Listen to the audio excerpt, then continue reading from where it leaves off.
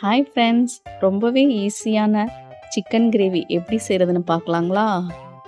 அதுக்கு முன்னாடி நம்ம சேனலை சப்ஸ்கிரைப் பண்ணிக்கோங்க ஃப்ரெண்ட்ஸ்.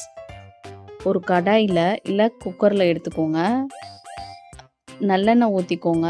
பட்டை, கிராம்பு, சோம்பு போட்டு தாளிச்சிட்டு கட் பண்ணி வச்ச வெங்காயமும் போட்டுட்டு, வெங்காயம் நல்லா வதக்கிறதுக்கு கொஞ்சம் கல்லுப்பும் போட்டுக்கோங்க, சீக்கிரம் வதங்கிரும்.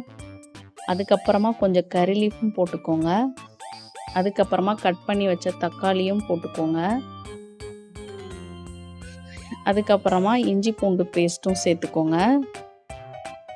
இது நல்லா கொஞ்சம் வதங்கினதுக்கு அப்புறமா நம்ம க்ளீன் பண்ணி வச்ச சிக்கனும் அதில் போட்டு, நான் 1/2 kg சிக்கன் எடுத்திருக்கேன் ஃப்ரெண்ட்ஸ். நல்லா மஞ்சத்தூள் போட்டு நல்லா வாஷ் பண்ணி வச்சுருக்கேன்.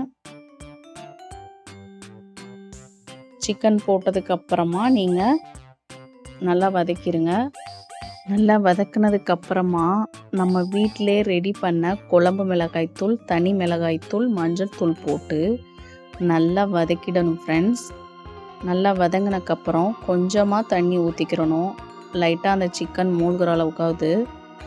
அதுக்கப்புறமா சிம்மிலேவும் ஒரு விசில் விட்டுருங்க.